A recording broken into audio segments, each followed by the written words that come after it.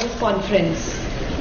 Honorable Chief Guest, Dr. Neeta Gupta, Chairperson, Mrs. Malvika Rai, Excellencies, distinguished delegates, faculties, and my dear students. It's such a privilege to have such an esteemed audience under one roof today to discuss valuable thoughts and ideas. Hence, it's very important that we grace this occasion. May I humbly request Mrs. Malvika Rai, Dr. Neeta Gupta, Professor Rakesh Chaudhary, Professor Sapna Popli, and Dr. Smita Girija to proceed for lamp lighting.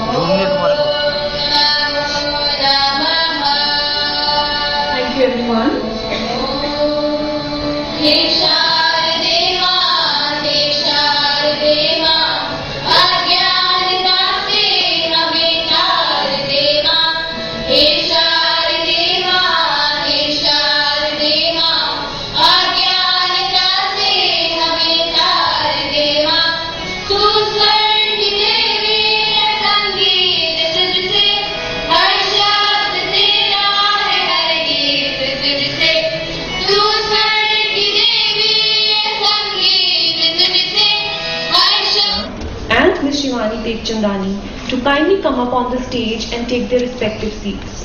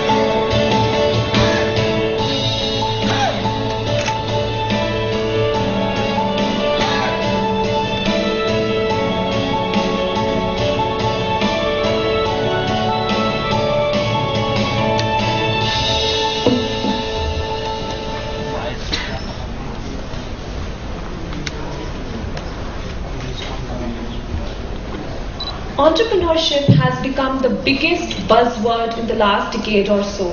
Hence today, through this conference, various experts will explore the various dimensions to this term in as many ways as possible. Hence, to commensurate the conference further, I invite Professor Shivani Tekchandani on the stage. Welcome, ma'am.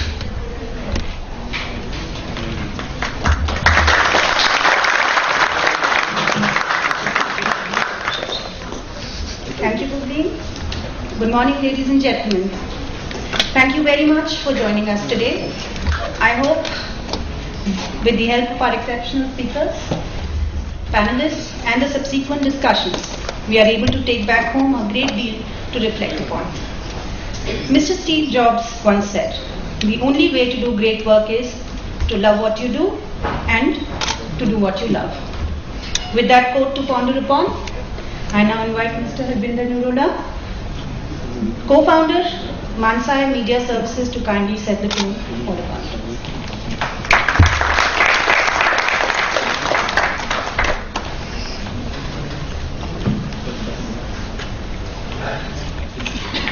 Good morning, everyone. First of all, I'd like to welcome you all to IILM's first annual Entrepreneurship Conference. It is particularly a very proud moment for me today for three reasons. One, I am an alumnus of IILM and I've studied in this very campus from 94 to 96. Second, I'm a first generation entrepreneur and who took up to entrepreneurship after spending 15 years in varied roles in the corporate world, and I'm standing here today with no regrets. Third, I'm very happy to see IILM as an institute to have recognized entrepreneurship as a career option, and this is the reason we all are sitting here today in this conference. I congratulate the management of IILM for organizing this. Thank you so much, sir. Entrepreneurship is a very different ballgame. There's a reason why many of us succeed and a couple of us don't. I think the one thing that defines what our entrepreneurial journey is depends on the reason why we chose entrepreneurship in the first place. So which boils down to the fact that it is our attitude and mindset that defines whether or not we are going to succeed in entrepreneurial journey of ours. Despite the challenging economic times that we see today and the rise of unemployment levels across various sectors, there is a glimmer of hope. The hope that may be born out of necessity, that could be born out of the need to break away from the status quo, or could be from wanting to do something about it. This year the conference, Emergence of Entrepreneurship as a Mindset, a Global Phenomena, is aimed to showcase that the entrepreneurial world is becoming bolder and dynamic more than what we have ever seen before. Today we are witnessing emergence of different business models, creative and innovative ways in which the companies are structured. There are very creative ways like crowdsourcing that people have identified for raising capital. New ways in which we have gone beyond the boundaries, global boundaries, and the different kinds of ventures that we have seen coming, which is ranging from commercial enterprises to innovative, socially driven initiatives that we've seen across the country. I think this conference today is going to be an eclectic one because all of us are sitting here as a community that is going to explore what is the problems that entrepreneurs face and identify innovative ways to address these issues. Events such as these are very, very important because they draw upon the experience and evidence that comes from the life experiences that the speakers who come and share their knowledge and experience with all of us. And I think we are all keenly looking forward to the learned speakers who have taken out time to come and share their knowledge with us today. And I think this conference is going to be very useful to all of us who are dreamers, who want to control our destinies, and while controlling our destinies, we also want to make a lot of money. And I really hope that this conference will not be just sharing of a success manual, but will be of sharing practical advice that is going to inspire all of us to go and create enterprises of tomorrow that is going to change the way we live. With this, I'm not going to take more time. We have an action-packed day ahead. I'd like to welcome you once again to IILM's first annual entrepreneurial conference. Hope you have a great day ahead. Thank you. Thank you, Mr. Nirula. I now request Professor Chaudhary, Senior Director, Postgraduate Program, IILM Institute for Higher Education, to please deliver his address. Distinguished guests, ladies, gentlemen, and my dear students. It's our privilege to have all of you with us today on this first entrepreneurship conference. Will Durant is one of the most respected and renowned philosophers and historians in the world. He wrote a great book titled Lessons of History. And on the last page of this mammoth book, he said, growth of civilization and economies in different civilizations, in different countries, depend only on two things. First is rule of law and reasonable security in the society. And second is number of entrepreneurs in the society. If there are, and he's not talking about 21st century or 20th century, he's talking about right from last 2100 years. The world gets going by people who have the will, perseverance and determination to make things happen. And that's one of the key characteristics of successful entrepreneurs. I will just share another small incident with you. Massachusetts Institute of Technology has one of the best MBA programs in the world, what they call Sloan MBA. And average salaries of people graduate from that institution are among the highest. A few years ago, they started a course on entrepreneurship. And they found out that students who had taken that course on entrepreneurship did far better and got far higher salary offers compared to students who had not taken the course in entrepreneurship. And then they did some analysis on that, and they found out the key reason was, once you have an entrepreneurial mindset, you get three excellent abilities in you. First is ability to integrate a lot of unconnected dots in your life and a lot of unconnected dots in the society. You also then become an excellent planner and clear about your priorities. And third is, your main focus is how to get things done. And that's what really matters. A lot of us, when we are born, psychologists say children are highly entrepreneurial. You know, there was a 3-year-old boy who was wearing a t-shirt which said, when mom says no, ask grandmom. Entrepreneurials have that kind of mindset. Just because somebody says you can't do it, you don't give up. Like an internet wiring connection, do you try 1,000 other connections and try to get to your destination? It may not be the shortest route available, but purpose is to achieve your objectives. And that requires, of course, you require money, you require resources, but that's part of the job. I will not be taking too much time because we have far more people, especially people who have themselves set up businesses, and that's probably, I think, one of the most difficult things in life to do. And I wish a very successful and a great day to all of you. Thank you.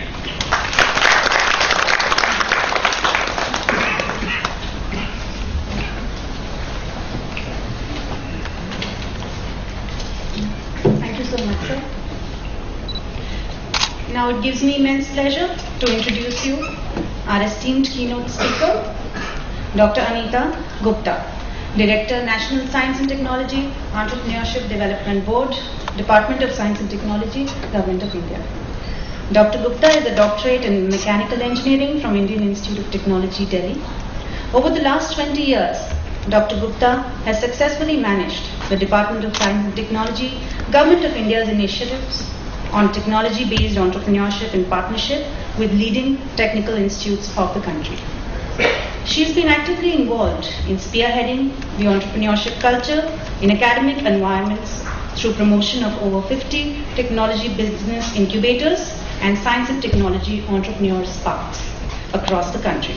She's played a key role in catalyzing value-added initiatives and services to foster innovation and entrepreneurship ecosystem through various initiatives like business plan competitions, public-private partnerships, and seed support systems.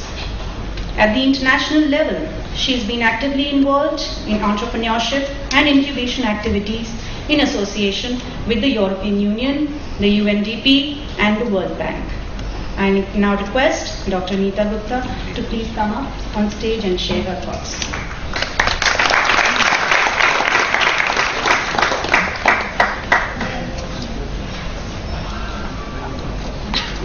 Thank you and very good morning to all of you. I am thankful to IILM for inviting me for this event, and I am delighted to be with you this morning to share what, and from the government perspective, the role we are playing to spearhead entrepreneurship movement in the country. So as the topic goes, the emergence of an entrepreneurial mindset. Let me start that the entrepreneurial mindset is not created overnight. The precursor to is the environment for creativity and innovation. So the biggest, you can say, innovation of today's time is the internet. And I don't know, you may be aware, all this started with the US government supporting a defense program in R&D. And like with that kind of fund, because see, where investments are high is the government which provides the initial capital to support the cutting edge research. So through that defense application, it got transformed into a civilian application, and we are all touched upon by the utility and the usefulness of the internet in today's world. Similarly, there are many such programs like where the spin of technologies, innovations have transformed into useful products and services, be it space technology, NASA-driven programs like NASA to like very specialty materials, use of solar energy. So these are some of the government-backed programs which has resulted into very cutting-edge products, also useful for the civilian application. In terms of global experiences, how the entrepreneurial mindset created, I happened to visit Israel, and you may all be aware, it is known as the startup nation. Why? Because the country is surrounded by very hostile conditions, there are no natural resources, and in order to, with lot of adversity, it has to constantly protect itself. All the kids up to the age of 18 years in compulsory military training. So the cutting, like in terms of defense, they have all the cutting edge technologies in place. Since there is no rainfall, they have this world's best drip irrigation facility. In terms of, they have the best of scientific way of agriculture. So why? Because these kind of facilities, these kind of things were not available. It was pure necessity for which they ought to be innovative and stay innovative throughout. The country spends more than 4% of GDP on R&D. This is the highest among all the nations in the country, in the world. Now let's come back to our country and analyze. We have 1 billion of population and million of problems. So how do we go about?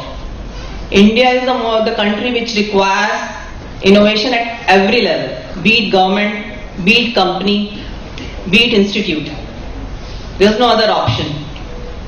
If there's a huge urban-rural divide, where we see the luxurious life which urban people are actually exposed to, basic facilities at rural level. Now the new government talking about the affordable toilets. So the basic sanitation, water, electricity, education. If you go to rural India, so there are so many things to be done.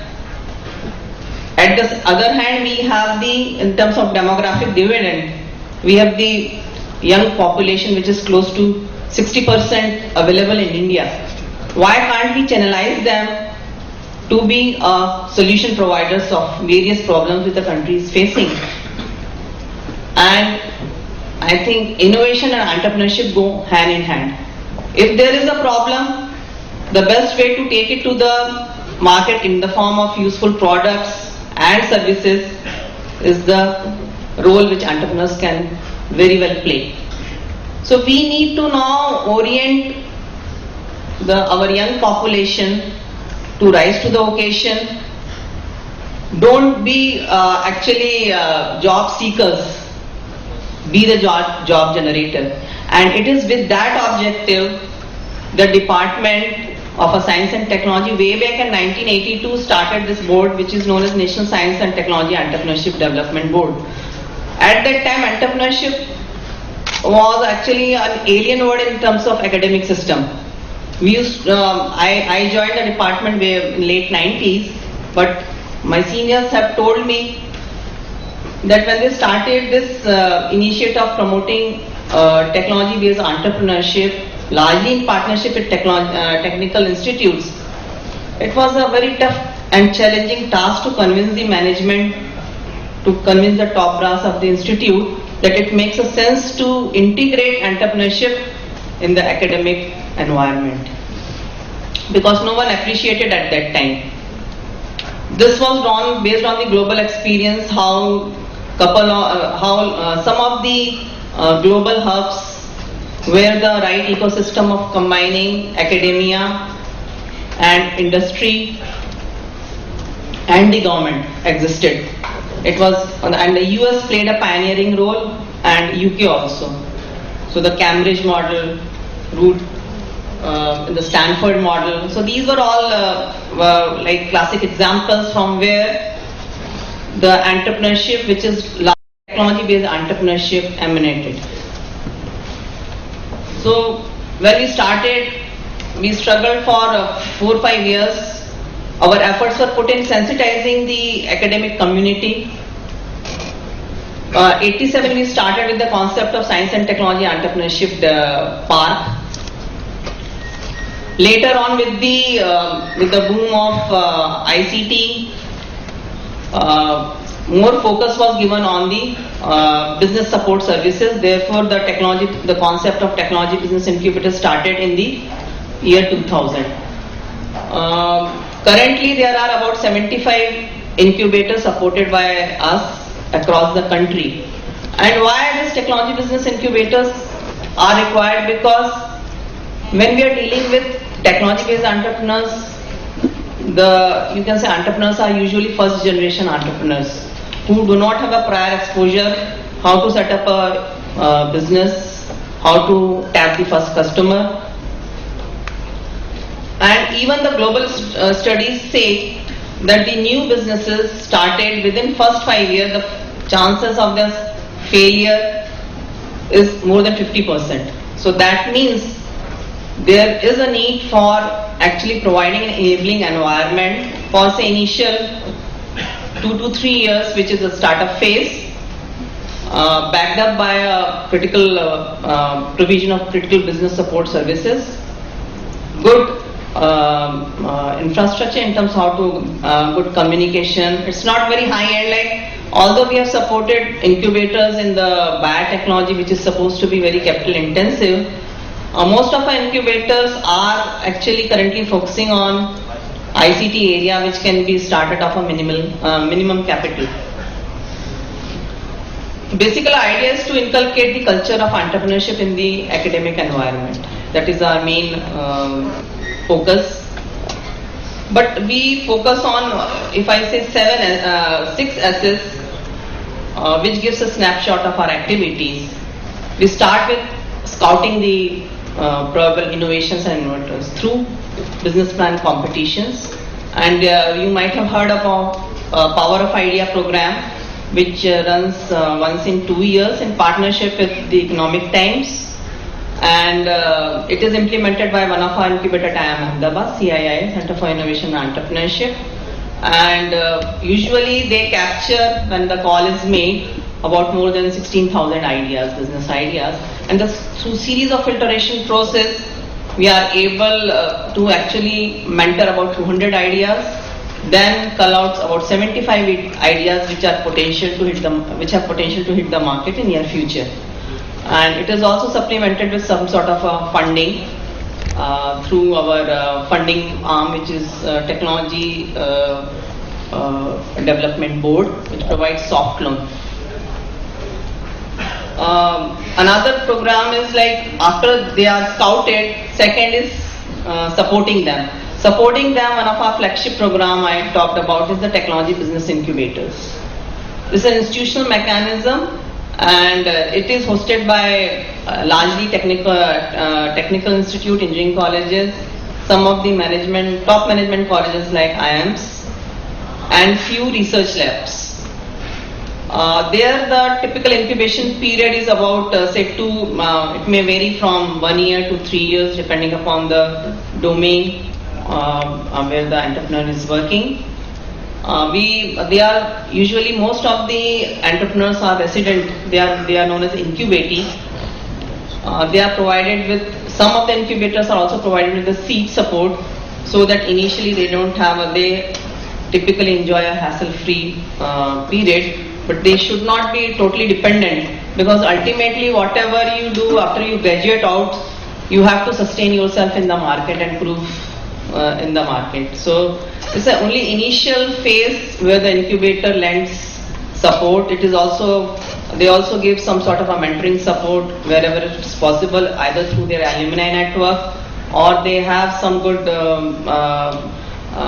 mentors on the panel, and it is arranged need-based. But mentorship is an area which most of the incubators are still struggling, because those who haven't got the good alumni network, they are finding it is still a challenge. Now we have seen the growth of about 40 odd accelerators, which is a private initiative. All the successful entrepreneurs they have joined hands, and they have pooled funds also. So it is within a span of 3 to 6 months, their job is to make the, they may have an idea or a slightly proof of concept based idea, wherein aggressive form of mentorship and is provided, coaching is provided, and within 3 to 6 months they are in a position to pitch before the probable venture capitalist, and they raise funding and they move out. So this is a new form of you can say aggressive incubation which is emerging, and we are also deliberating how to engage them in our whole process, because this is purely a private initiative, and how government could derive, or both ways we could collaborate. So we are still deliberating on that. Another thing I say, that we have one program, international program, India Innovation Growth Program, in partnership with the Lockheed Martin Corporation of USA. There also we tap innovations across the country, which is implemented by FICCI. Last year we added Stanford Graduate School of Business as our knowledge partner. All the ideas are evaluated by them, and then there's a 1 week very intensive mentorship program held usually like for past 3-4 years. It's being held at Goa, and then they are further actually tutored how to present their cases. The business plans are refined. Top 30 are awarded, out of which 10 are taken to Silicon Valley for the exposure visit. Last week only the group has come back, 10 innovators, wherein they all pitched before the at the Thai Silicon Valley meet, and I think I'm told 3 of them have actually serious interest shown by our NRIs, who will be backing them with more funding in India, and also scaling them at on the global map wherever possible. So these are some of initiatives, and we had a great learning in terms of how to actually excite students about this. One of our success stories, I could say, there are many, but like if you go to NIT Suratkal, there was one chap, Rohit Bhatt. He got placement, he got a global placement, but he turned down. He belonged to a nearby like Udupi, Udupi, it's a temple town. So he said he will stay back and he will convert his native place to a place known for entrepreneurship. And he is promoting his RoboSoft technologies, currently employing about 400 plus engineers. And so when you go from Suratkal to Udupi, his office is distinctly visible.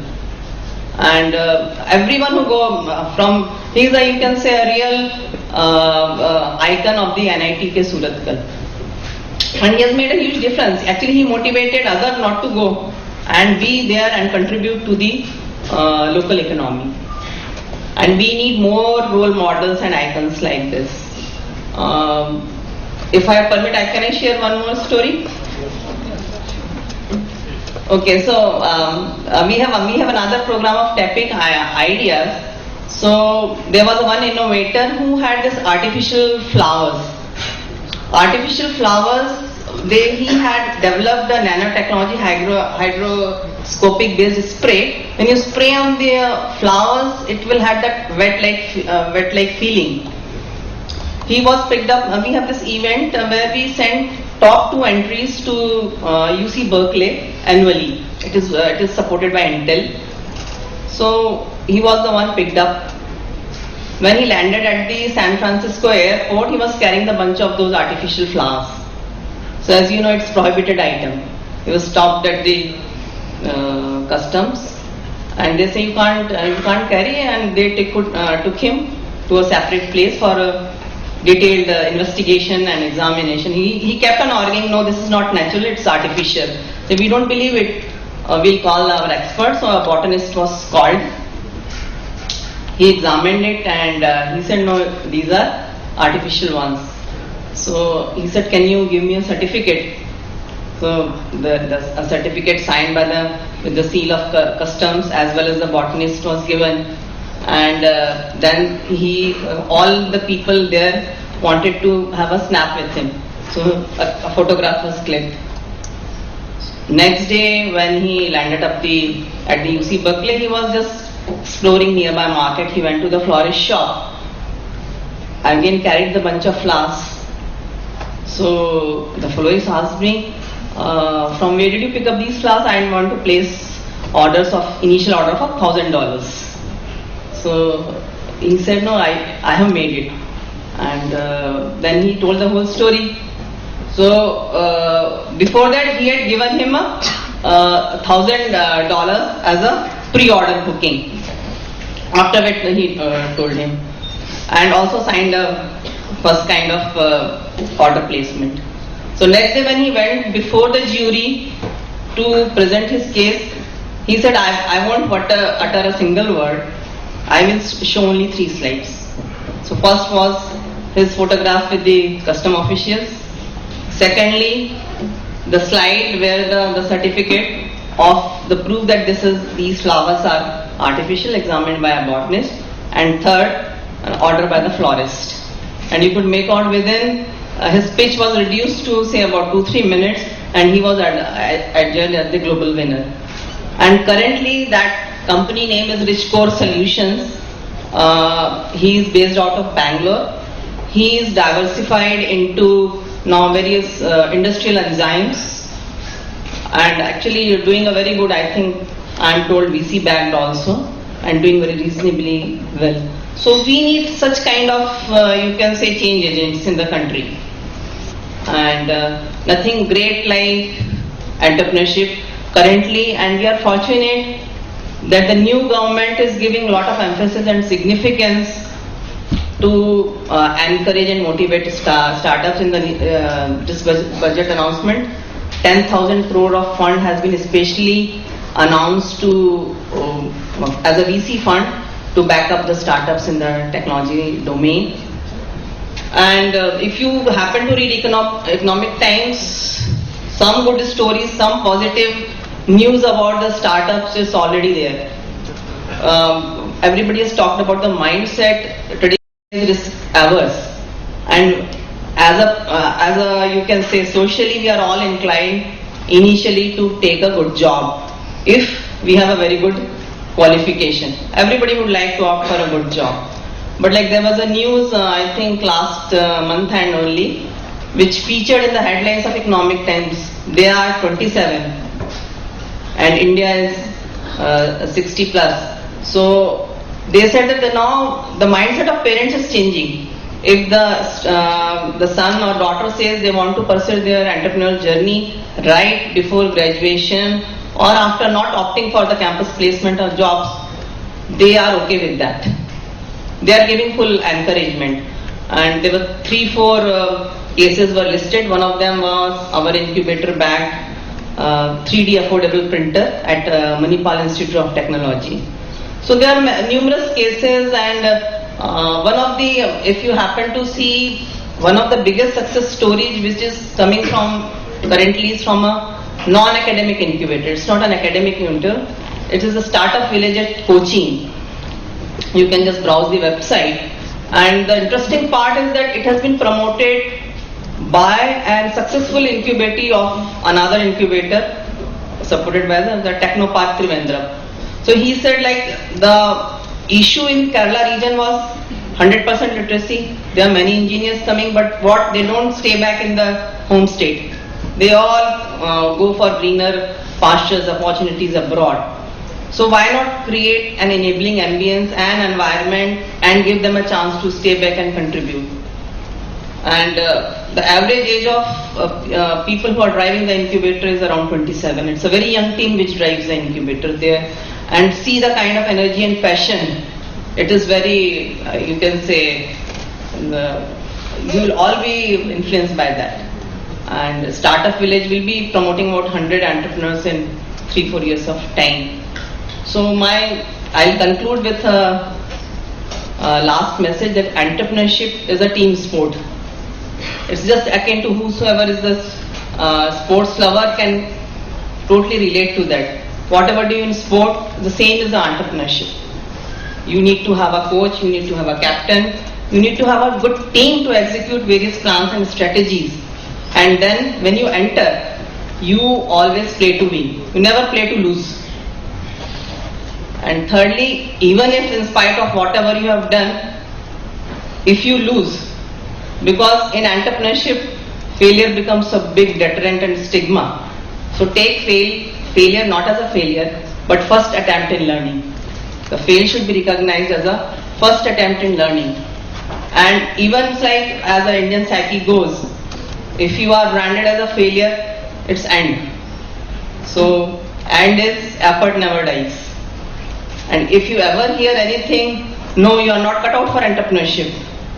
You analyze yourself, but believe NO is next opportunity. Thank you.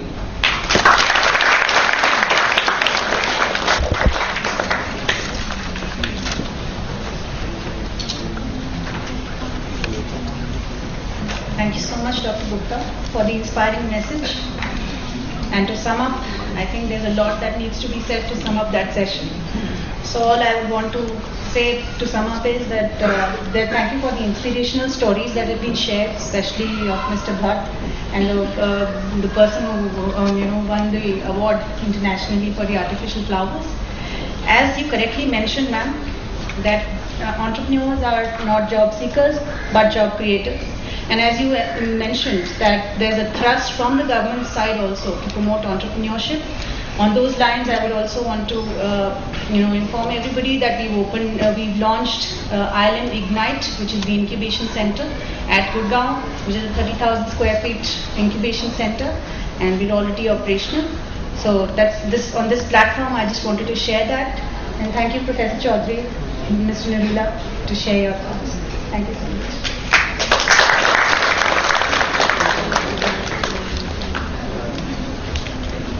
I would now want to invite Mr. Vinay Charania, please, to moderate the second session. Good morning, ladies and gentlemen, and a very warm welcome to you all. The first session of this conference is on getting ready for the kickstart, and I would like to invite our distinguished speakers, Mr. R.P. Mehrotra, Professor Vinod Damlekar, Mr. Manoj Kumar, Mr. Deepang Bhandari, and Mr. Keshav Bansal to kindly come on a stage and take their respective seats.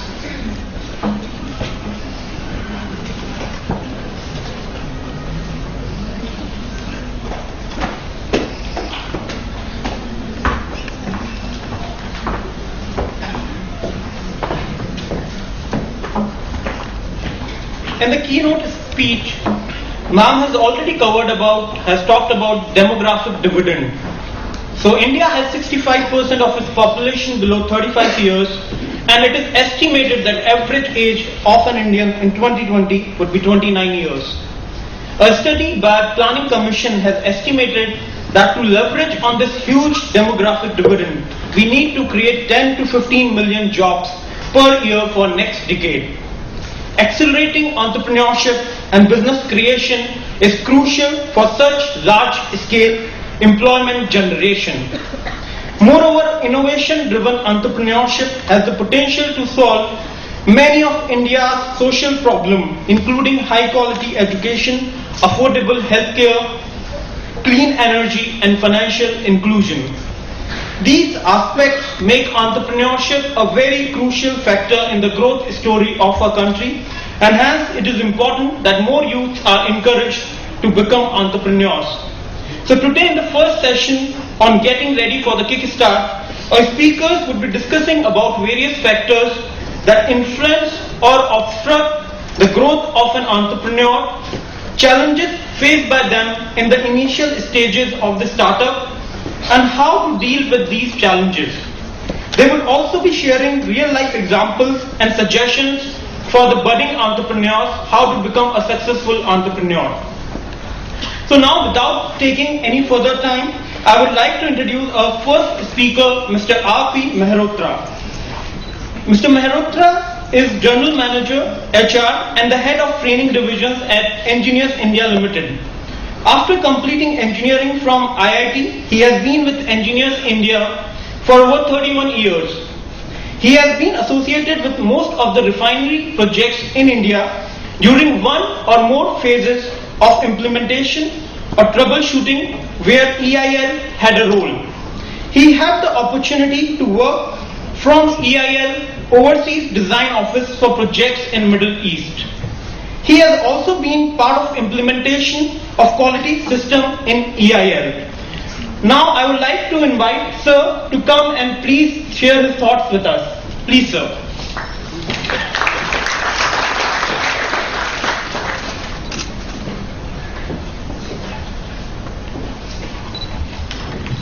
A very good morning to you all. I'm really thankful to IILM to have called me here for this session today. I was really wondering first what for a person from EIL and in what manner it will be of help to students out here.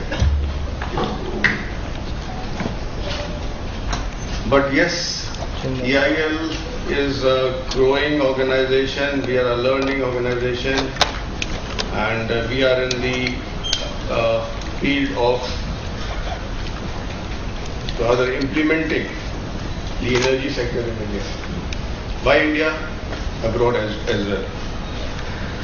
We are in the hydrocarbon sector and we rather implement mega projects which we call as refineries and petrochemical plants. EIL came into being in 1965. At that point of time, we had just been independent for less than 2 decades, and there was a big crunch of good vendors.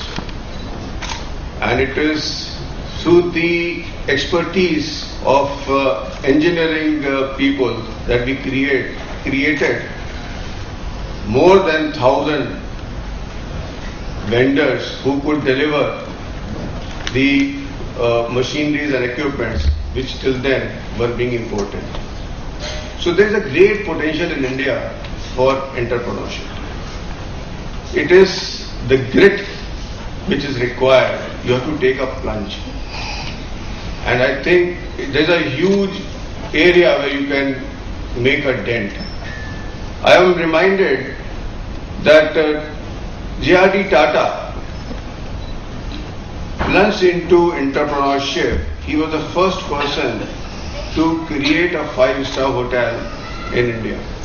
It was because he was driven by the pride and he wanted to do something for the country.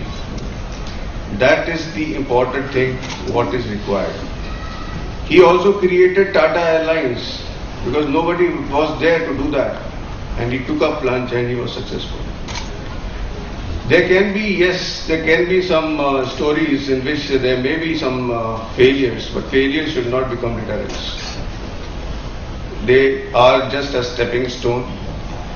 And today, as we stand here, we are discussing, I hope you are all aware that our GDP is of 1.87 trillion US dollars. And with a promised growth rate of almost 5.6%, we have got a huge canvas that we can work upon. So we at this young age have to grab that opportunity and take a plunge, and I am sure that you will succeed. In the morning, a discussion was being made. Professor Chaudhary was talking, perhaps he said that a 4-year-old child has got a lot of innovation. We have been talking about innovation and creativity, and I must tell you that if we have to survive, creativity and innovation has to stay there. I think in this hall, when I am speaking, we have got the people of the age group of 25 to 35. Am I right? 25 to 35? Maybe more, but okay. Now what I wanted to tell you was, when India got independent, at that point of time, the life expectancy of the person was mere 35 years of age or 32 years of age. Today it is 64, 65. At what age are we creative or we have that talent of innovation? What is that age?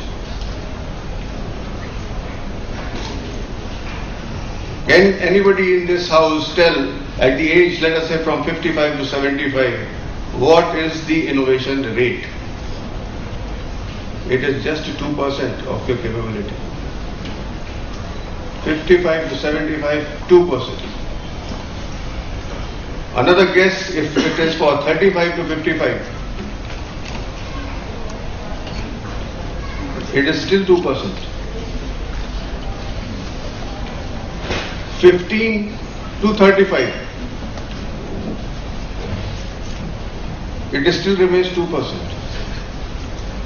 And at the age of 5, it is 80%.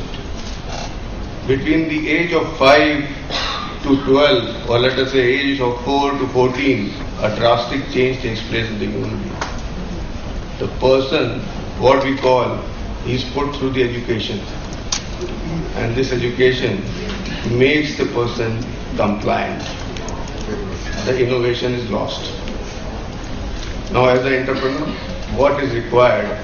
That you have to behave as a 4 years old boy or girl. The innovation should remain there. Creativity has to be there. So today I rather thought that I will be talking about creativeness only, because if you have to rather float, because there are two things. One is external features or external dangers, risks, and your internal self. You have to have control on your internal self. External things, we will definitely see how the environment or the climate is there. You will definitely, I don't know how many of you have got a science background. Because I have got a science background, I will be more rather comfortable talking in mathematical terms. You see, when a ship, science background का मतलब है 7th 8th में तो science पढ़ी होगी, सबने पढ़ी होगी. Everybody has got that background. I will take a small example. A ship. When a ship is there, Archimedes principle सबने सीखा, सबको मालूम है. What is that theorem? Theorem is, if a ship has to float, or a boat has to float, or anything has to float, and doesn't have to sink, the weight should be equal to the volume of fluid displaced into the density in which it is floating. Now if a ship enters from seawater into a river water, what happens? It goes down a bit. Because the density of seawater is slightly higher than the fresh water. So this is an external thing. When we are going from one environment to another, we must know that, okay, where we are actually going to. We can control that. But these are the things which we have to ensure that we have to remain creative, and that has to be our own personality or attribute. So I'll go through all of these words. If someone can help me in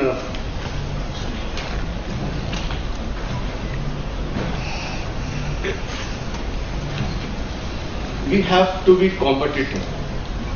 We have to be competitive to the extent that we should remain collaborative, and we should not lead to another situation where rivalry, too much competition leads to rivalry. Let us that not happen. And when I say that, we must ensure that whatever field we want to venture into, we must understand the totality of the thing. If I am going in an ancillary business where I want to create a brake, let us say a lining for a car, I must understand what and where the energy is getting produced and why I am requiring a brake. That is an important thing.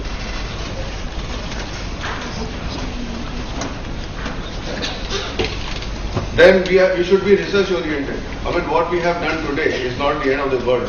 We have to ensure that we have to keep on working and improving. That is the bottom line. Stagnation cannot exist. We say that the only thing constant in this world is change. Research and development has to be taken care of. The next thing is we have to excel.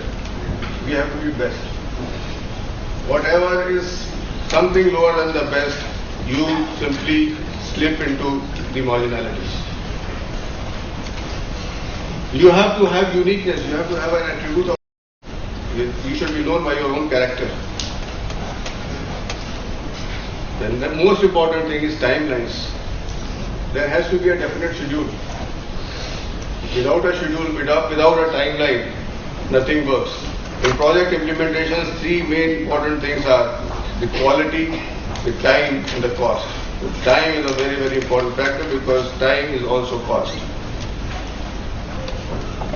Then is innovation and change. We have to keep on changing. It is said that, okay, you should not reinvent the wheel. Yes, we should not reinvent the wheel, but at least we should make the wheel more efficient.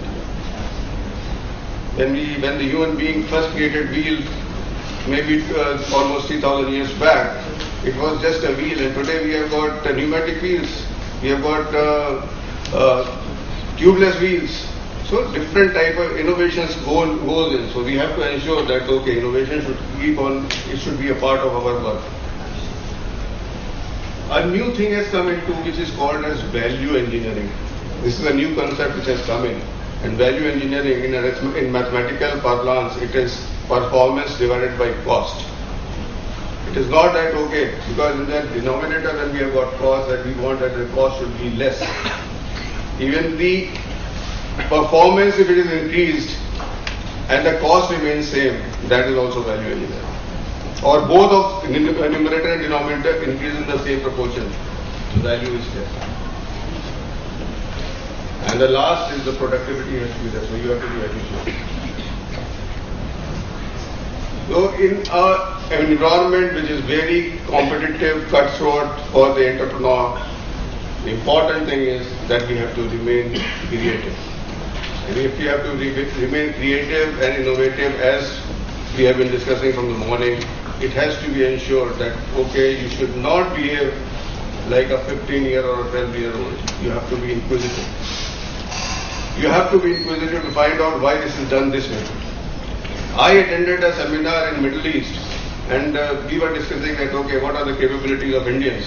And it was said that Indians and perhaps Pakistanis and Bangladeshis, people who belong to this subcontinent, are the best people to fit in any type of role, anywhere on the globe. And then a gentleman from Canada, he stood up and he said, but I have got a small observation. And he said, Indians are good, or people coming from that subcontinent are good, but they have got a problem. And the problem, he said, was, if they are told to do an activity and they are given a role, the the 2 should follow 1, 3 and 3 should follow 2. If they have given a sequence, they will come up and ask, why cannot I do 4 before 6, 6 before 4? Now that was something which definitely everybody wanted to, because Indians are too inquisitive. They sometimes ask the questions which they are not expected to. So the only thing what I want to say is, till that time you are put in a situation that yes, you have to decide 6 should be first, it should precede 4. You do your activity, but the innovation should not stop. Thank you so much.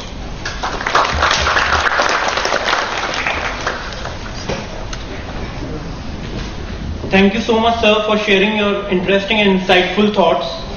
Our next speaker is Dr. Vinod Damlekar. He is a trainer, researcher, multidisciplinary consultant and management teacher. He has a postgraduate degree in business administration and a doctorate in management psychology. He has held a variety of senior positions such as manager of a commercial bank, professor, president and director in different organizations. He is also the founder of Mentors, which develops and conducts business simulation games for managers and management students. He is the only Indian on the advisory council of the International Simulation and Gaming Association. I would like to invite sir to share his thoughts. Sir.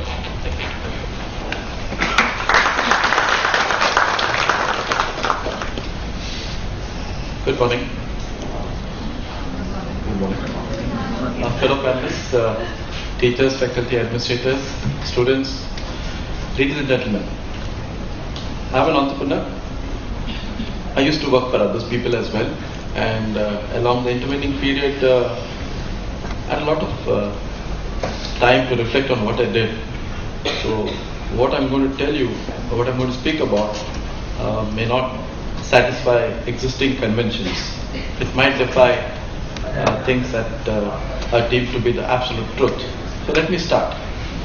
One of the items for discussion today was what factors made entrepreneurs successful, startups, etc., etc.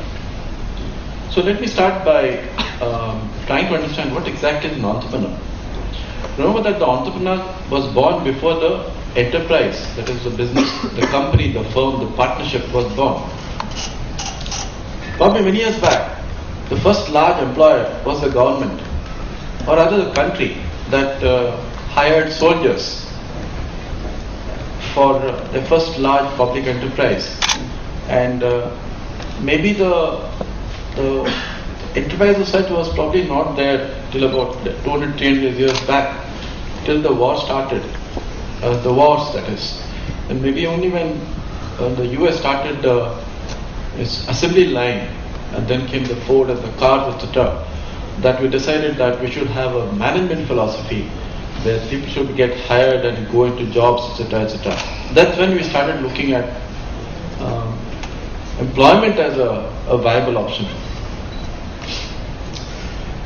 Let me cut you back to what our books talked about entrepreneurship, opinions, so to speak. Schumpeter, I believe, talked about novelty, new markets, new products, new services, new places to sell to, new sources of inputs to manufacture something and all that. Along the way, we have started thinking in terms of creativity, innovation and things like that. And today, I think we are going along different ways of what exactly is entrepreneurship. In my opinion, I think entrepreneurship should focus on making money. But then we need to ask the question, if I, coming out of college, go outside and set up a small shop selling hardware or cigarettes or coffee and tea, would you treat me as an entrepreneur or just another plain businessman? Think about it. I think the larger world will look upon me as somebody doing whatever he likes to do, but he's not an entrepreneur. That's what you're probably going to say. So therefore, I think we need to ask, we need to blend certain ideas. For example, can innovation and creativity be the domain of only the young? We spoke about somebody 10 to 15-year-olds, etc., etc. Cannot somebody older innovate and create something new? Or is our perspective not clear enough?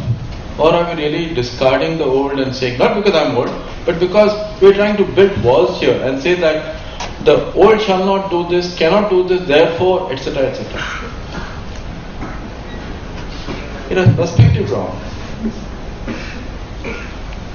Despite the focus on cash, which I would like to offer as a primary basis for entrepreneurship, I would like to say the only reason for entrepreneurship.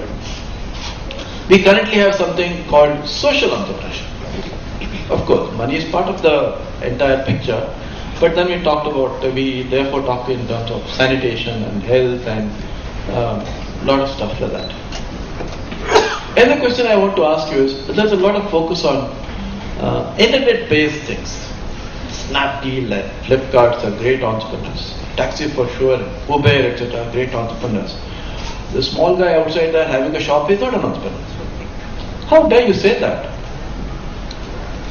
Think about it. He also creates something into the economy. He also is part of somebody who creates and gives something into the GDP.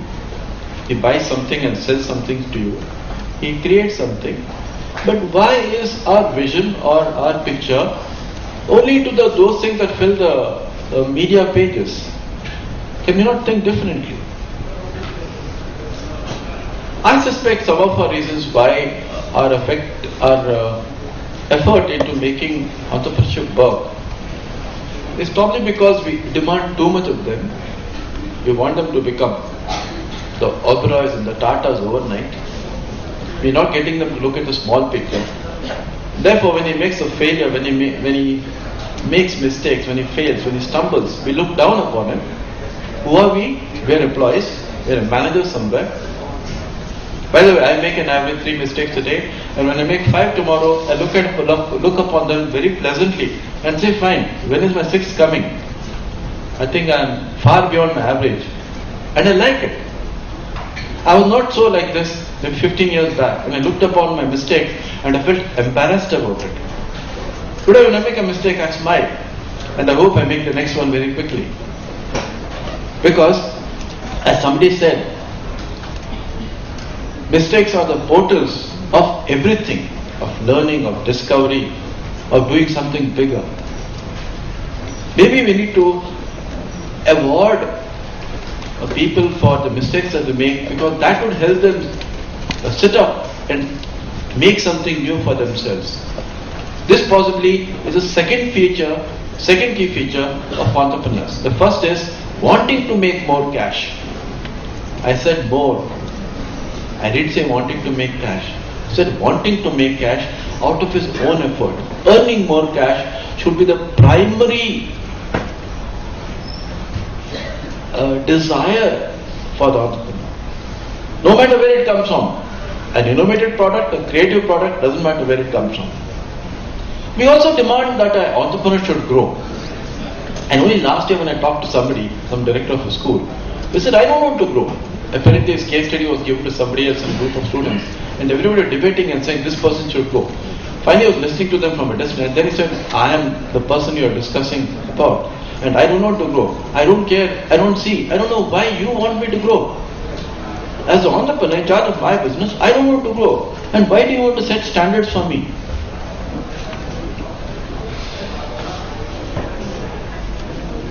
I think there's a lot of emphasis and pressure on outcomes of entrepreneurship. Entrepreneurship produces more GDP, creates goods and services at less cost, hires people. Therefore, the entrepreneur should do all this. Please understand that these are outcomes. But somehow when we teach them to the students, etc., or when you write about them in the media, we apparently tend to say that this also is part of what you must do, otherwise you will not become recognized as an entrepreneur. That's not true. We need to find out whether should we do the things that we like, and only then we consider an entrepreneur. I mean, I found people who keep bees for a living, who do horses. I know one person, last 4-5 years, he's got an internet-based product. He's not able to sell it as a product because he's not able to define what the product is, and therefore he can't put a price on it, therefore he does not know how to sell it. What is he? Is he an entrepreneur? No. Because he is not able to earn cash. Is he an innovator? Yes. He's got a fantastic, I don't know, is the right word product for that? No. The product is something that's saleable. He's got a fantastic idea. So, is it necessary that you like what you do to become an entrepreneur? No way. I can do lots of things I don't like. And as long as I make money on my own, I think that should be fine. Of course, later on means about 5 seconds later after you start doing a job, you better like everything that you do. You have no choice. Because if you like what you do, you will never feel that you ever work for every moment of life. I don't feel like I'm working every moment of the day. Whenever I'm working, I'm not working from 10 to 5, I'm an entrepreneur. I'm not working from Monday to Friday. I sleep when I want to. 11 a.m. in the morning. I'm tired. I sleep. I get up at 12, watch TV. Whenever I'm working, I suddenly have an idea at 2 a.m. and I start working on it. I'm sitting at the bus stand, I'm working on it. I'm in a taxi coming here, I'm working on it. I have my notes here because I'm doing something else, I'm still working. But is it work? It's not work, it's fun. So therefore we need to look at the redefinition of work for entrepreneurs. Anybody else can have any kind of definition of work. It's something that pains them and hurts them, it's boring, etc. But as far as the entrepreneur is concerned, he needs to like it. Not the other way around. He can't take up a job or a task to make money because he likes it, but he has to like something that he do and he has to make money out of it. What about the motivation part? Who cares? Do you think I'm waiting for other people to motivate me? Do you think I'm waiting for macroeconomic conditions to make me more work? Of course not. I go out and make conditions for myself to make things so that I can earn cash. I'm not going to wait for other people to tell me that this is the way it is to be done. I'm not waiting for crutches, like technology, environmental changes, the government regulations, etc. But I need to go and make it happen.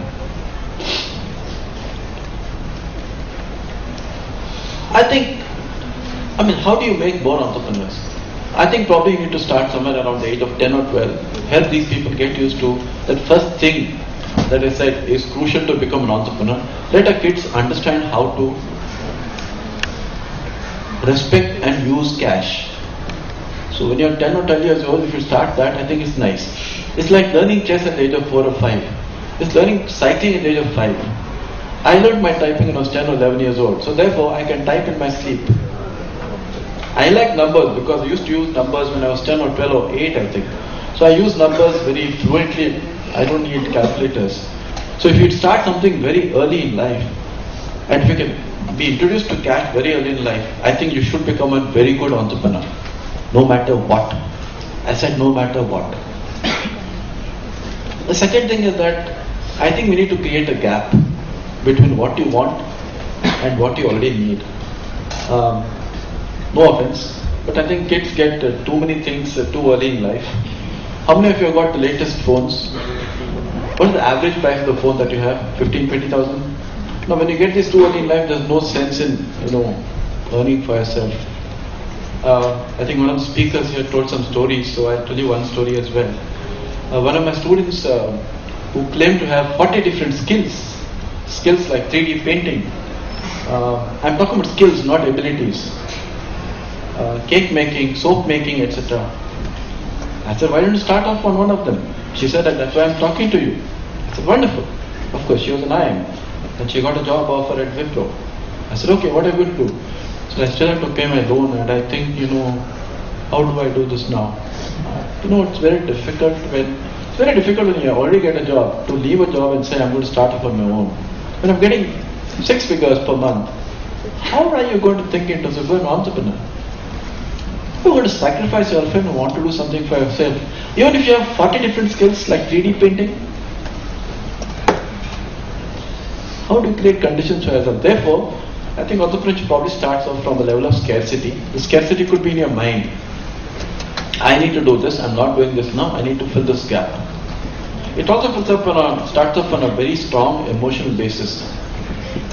Anger, frustration, stress, and not all the good things in life. If you get a VC or PE funding and say you do this, etc., it won't happen. And that won't be the one that drives you. Which is probably one of the reasons most of these PA and VC funded institutions don't do so well. Because when you get your money, what else do you need to work for? I think one way to look at it is why do particular clusters of country, for example, why do they work in a particular direction and do well? Why does Aligarh make blocks? Why does Ludhiana and Tirupur make hosiery? Why are they good at it? Why is Godrej not understood to be making superior locks? It's Aligarh that gets the name. Maybe if as a country would like to encourage something, maybe we could pick up these youngsters from this lock making and see whether they can do something bigger and more superior. I mean, lock making is an industry, and like any other skill can be deconstructed, and maybe those locks, those skills can be used for something else, to make safes, to make something big, something secure.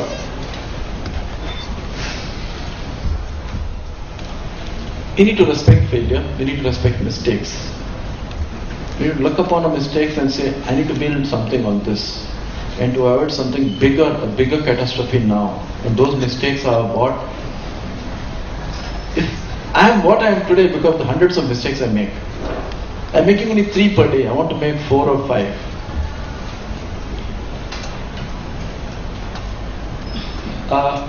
Yeah, I think we need to respect time as well. I guess got a memo here.